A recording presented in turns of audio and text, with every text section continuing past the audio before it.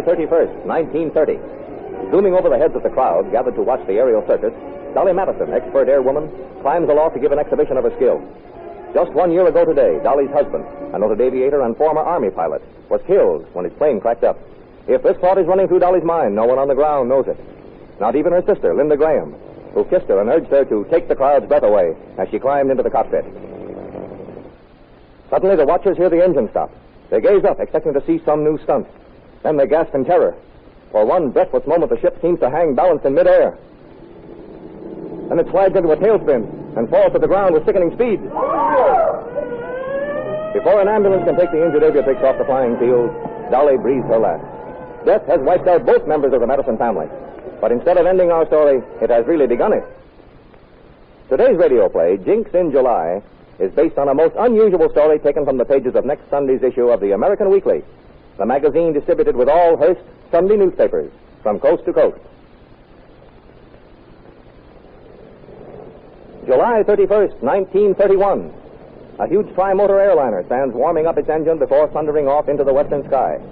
Near the administration building of the airline terminal, pilot Foggy Graham stands having a last-minute smoke before saying goodbye to his wife, Linda.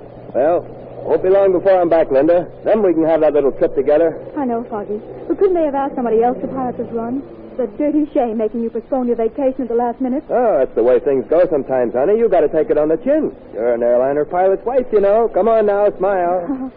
All right.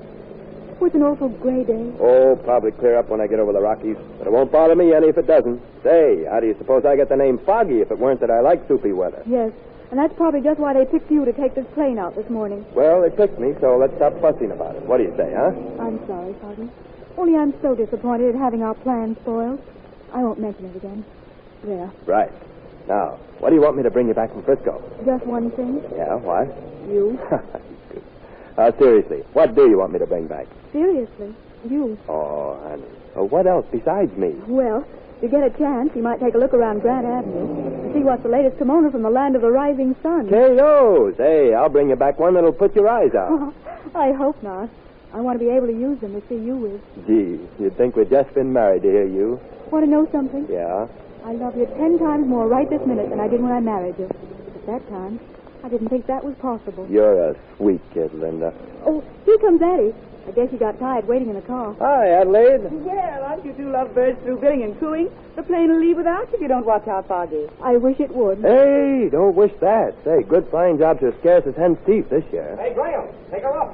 Oh, she's coming. Now, take care of Linda for me, Addie, will you? You bet I will. Goodbye, honey, and keep your chin up. Goodbye, Foggy.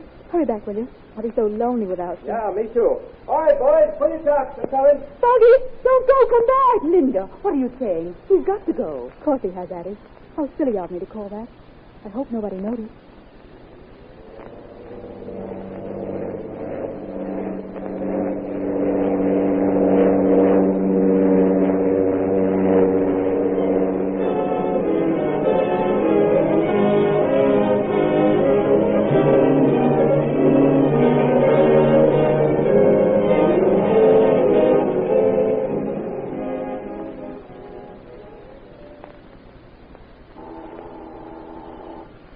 Will you, Addie? Sure. Hello? No, this isn't Mrs. Graham. Just a minute, I'll call. What? Yes. Oh, my heavens. Yes, I'll tell her. Who was it, Addie? Message for me? Yes. Now, don't tell me Mr. Underwood wouldn't get me any strawberries today. He promised me faithfully. No, that wasn't Mr. Underwood. Oh, then who? Addie, why are you so solemn? What's the matter? Just sit down a minute, Linda. You must be brave. What's the matter? I've got some bad news for you. Foggy? Yes. A wing fell off his ship an hour from the airport. They crashed. Foggy, he's badly hurt. He'll never fly again, Linda. Oh, he's dead. Addie, you're trying to tell me Foggy's dead? Now, you must be brave, dear. Oh, why did I let him go? I had a feeling something was going to happen. I knew it. That's what made me call to him to come back. Oh, I've got to go to him. I've got to wire his post, my post. You must be calm, dear. I'll help you with everything. I must send the wires. What's the date, Addie? I can't seem to think very well. Today's the 31st, dear. The 31st? Addie, it's July 31st. Yes, of course, dear. No, you don't understand. Just a year ago, my sister crashed in her plane. And a year before that, to the very day, her husband was killed in his plane. And today, July 31st, my... Oh, Foggy. Oh, my poor Linda. There, dear. Must be a jinx on our family, Eddie. A jinx on us and our loved ones. Maybe you'd better leave me. What may take you next.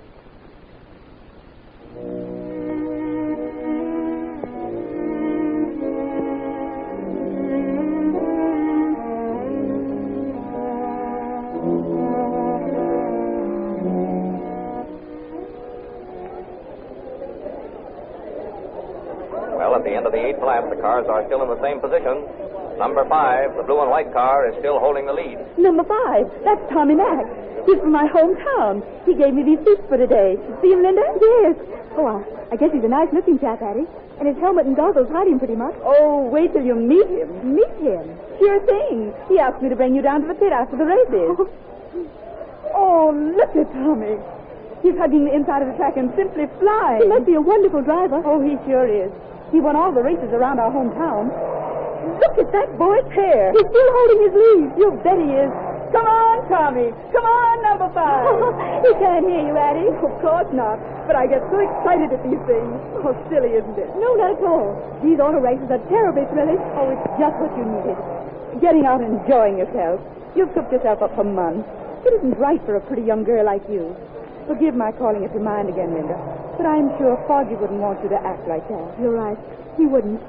But you see, it's not because of Foggy, that is Foggy's memory, that I've been in retirement. I love Foggy terribly. You know that. Yes, I know. It's just that I blame myself for his death. If he hadn't been my husband, Foggy would still be alive today. You mustn't feel like that, dear. You didn't have anything to do with it. Come on, boys. Come on. Oh, look at them go. Honestly, Addie, I don't see how a man can get into those tiny little cars. Why, they don't look any bigger than peanuts from here. They aren't, even when you get close to them. We'll go down on the track after this race. Does that smell of burnt oil bother you, Linda? No, but it might if we weren't out in the open air. I didn't know oil smells like that when it burns. Is it because they go so fast? Oh, no, that's due to the kind they use. They don't fill up with regular motor oil, you know. No, they use pure castor oil. Why, they do. Well, I'd rather they'd give it to their cars instead of to me. Me too. Give me the glasses, Linda. Good boy, Tommy. He's still out there in front. He'll be coming around the second turn in a minute, and if he can hold his lead, he'll win this race.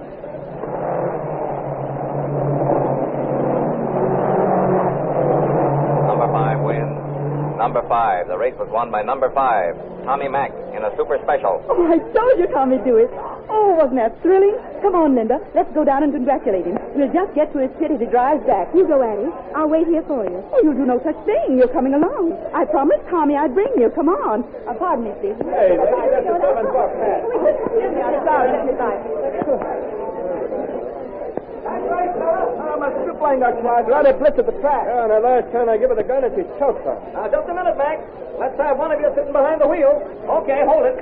Hey, Mac, say a few words to the newsreels, will you? That's it, right into that mic there. Why not? It was a great race, folks. I'm glad I won. Thanks, Mac. See you in the movies. Oh, it was wonderful, Tommy. Congratulations. Thanks, Addie. Glad you liked it. Oh, we sure did. Oh, Linda, this is Tommy. Here she is, Tommy. How do you do? May I offer my congratulations, too? Thanks, Mrs. Graham. I can't shake hands with all this tape on. I'm mighty pleased to meet you. Addie's been telling me loads about you. Well, I hope seeing me hasn't spoiled any illusions. After seeing you, Mrs. Graham, I find Addie doesn't do you justice as your press agent. Addie, don't you let her get away till I get the tape and dirt off. All right. I got to make up for lost time.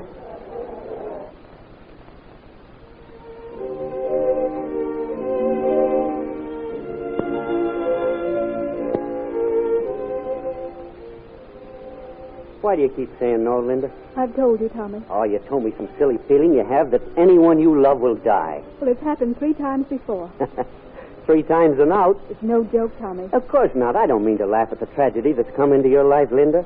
But there's no such thing as a jinx. There seems to be, as far as I'm concerned. It's not fair to endanger your life, my dear. Oh, listen, baby. You say you love me? Oh, I do, Tommy. I do. Well, we've been in love 3 months and nothing's happened to me yet. Marriage has something to do with it. Dolly and her husband. Then Foggy. Don't you see, Tommy? It's all right as long as I don't promise to marry you. Look here, Linda. Have you stopped to consider that each tragedy has been in connection with flying as well as marriage? Well, I'm no flyer. Oh, come on, sweetheart. Stop all this foolishness and promise to marry me. I want to. Believe me, I do. Tommy. Well, then do it. I'm trying to think what's best for you, darling. You're what's best for me, baby. Don't you worry your pretty head about me. When my number comes up, I'll go, but not before. Oh, come on. Will you promise to marry me? I'm weakening, Tommy. Oh, that's great. Please give in and say yes. I'll have enough money from next week's race to take a honeymoon cruise. They say August's a swell month for a sea trip. Oh, come on, Linda. What do you say? All right, Tommy. I say yes. Oh.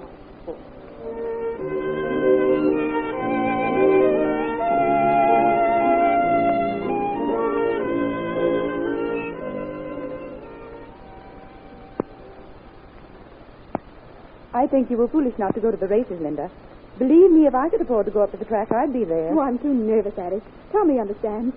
I'm going to listen to the race over the radio, and I'll be wishing him just as much luck as if I were there. Oh, it's almost time now. I'd better turn on the set and let the tubes warm up. Say, just because it's July 31st doesn't have anything to do with your nervousness, does it? Let's not talk about it, Addie, please. All right, but I think you're getting hipped on the subject of the Jinx. And they're coming down the straightaway for a perfect start. They're off.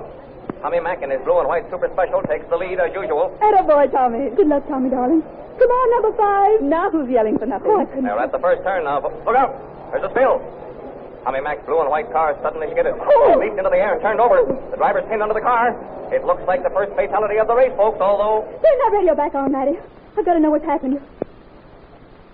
Yes, I'm sorry to have to announce, folks, that plucky Tommy Mack has driven in his last race. Oh, this is awful. Tommy. I warned him. I told him something would happen if we got engaged. But Jinx, all right. You mustn't say that, Linda. Well, there's only one left to go now. I'll be next, Addie. You just wait and see. No, Linda, no. Please leave me. All right. But I'll drop over tonight, Linda.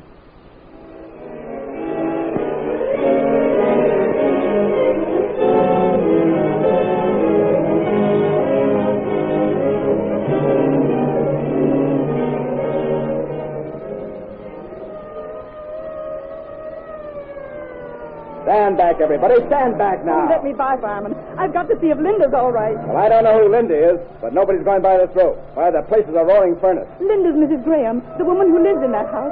She's my best friend. You must save her. Oh, the lady. Well, the boys brought her out about a half an hour ago, miss. Oh, she's saved him, thank heaven.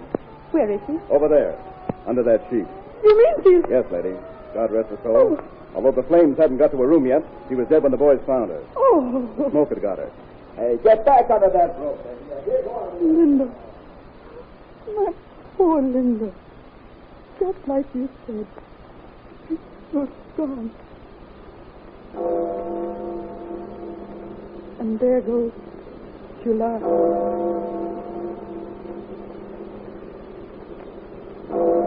Be sure to read the eerie details of how death stalked the woman, and after taking away her family, husband and sweetheart, took her.